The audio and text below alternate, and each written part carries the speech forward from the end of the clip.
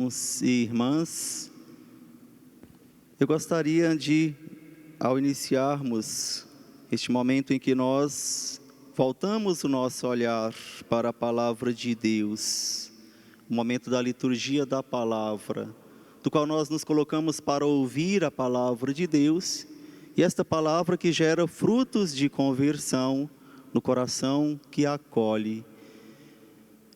A primeira leitura de hoje nos apresenta aquilo que nos é muito conhecido, a libertação do povo da escravidão do Egito.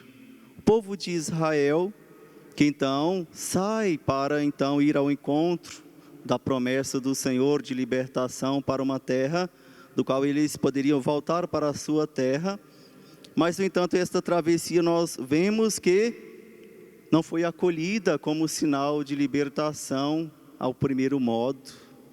Ao primeiro modo, os próprios hebreus, quando estão a caminho, o povo de Israel, começa a murmurar. É o que nós chamamos de chorar as cebolas do Egito. Dizer, era melhor ser escravos dos egípcios do que vir para o deserto e morrer aqui.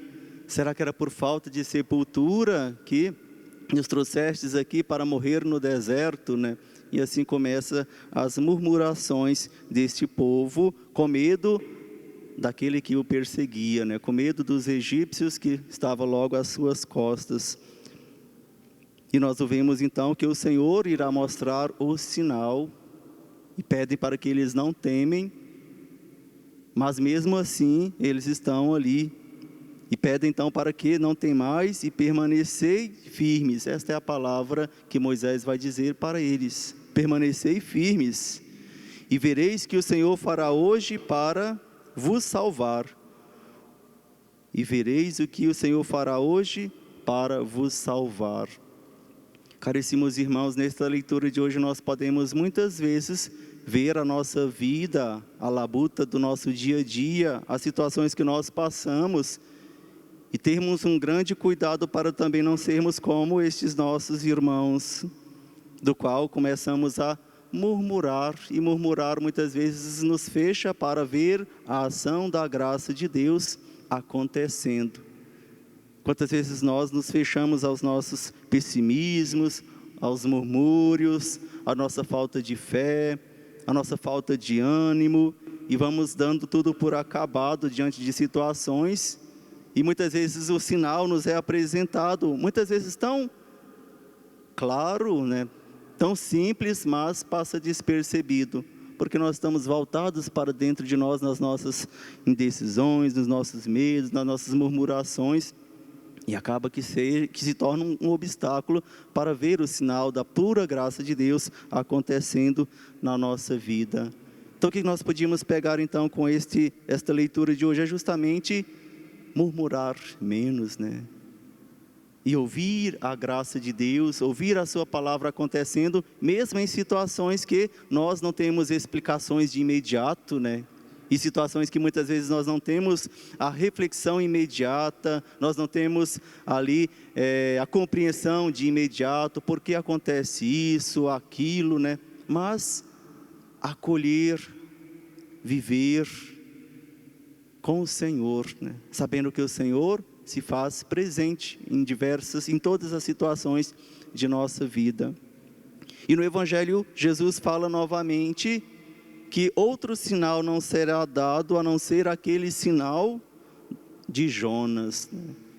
E aqui é interessante porque Jesus está falando para quem conhece a história de Jonas, Aquele que foi enviado para Nínive para pregar a conversão do povo, mas desvia o caminho e é engolido pela baleia, fica 3 dias no seu ventre, e depois que é cuspido para fora, vamos dizer assim, ele então continua a sua missão, vai para onde o Senhor havia dito, vai cumprir a missão que lhe foi incumbida, Mas o que chama a atenção é que Jesus está falando que nenhum sinal será dado, a não ser aquele dado por Jonas.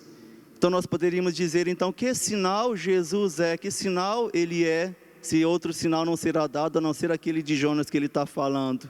Mas ele está falando justamente que aquele sinal de Jonas é uma prefiguração daquilo que será a sua paixão, morte e ressurreição. Cristo será sepultado, ficará 3 dias sepultado e ressurgirá. Então quer dizer, em Jonas já prefigura, na história de Jonas já há uma prefiguração do mistério de nossa fé. Cristo que morreu, mas ressurgiu, que foi sepultado, mas ressurgiu. E o sinal que nos é dado é justamente para que em Cristo Jesus nós alcancemos a salvação, a libertação de todo o pecado.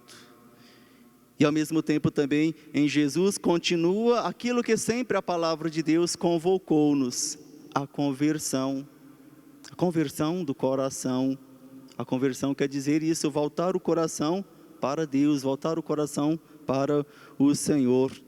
E ele começa dizendo: uma geração má e adúltera busca um sinal, mas nenhum sinal lhe será dado. Quantas vezes aproximamos de Jesus e pedimos tantas coisas, que bom que nós pedimos, é sinal que somos pessoas de fé e acreditamos no Senhor, isto é bom.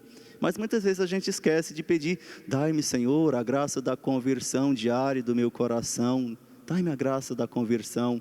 E a gente vai vivenciando a nossa vida, muitas vezes, quanto tempo a gente tem de igreja, quanto tempo que nós somos batizados, né? E nós vamos esquecendo, parece que esse apelo já não é para nós. Não, isso é para quem é de fora, para quem não vem para a igreja, né? Nós já somos convertidos, não temos, a palavra de Deus não tem que nos converter mais em nada, né? Nós temos que cuidar por isso, né?